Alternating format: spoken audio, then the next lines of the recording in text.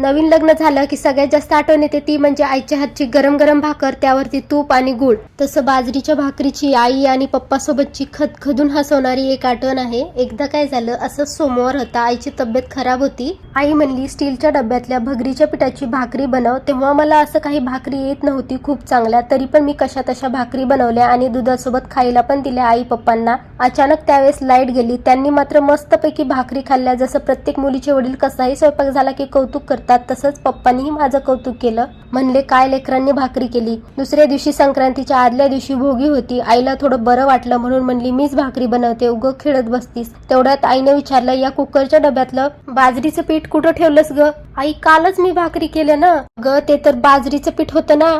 मग तूच तर म्हणलीत ना स्टीलच्या डब्यातलं पीठ घे म्हणून. अगं स्टीलचं म्हणलं होतं, परंतु वरच्या डब्यातलं घे म्हणलं होतं. हे ऐकून तर पप्पा तर खूप हसायला लागले. तर जाता जाता तेवढे चॅनलला नक्की सबस्क्राईब करा.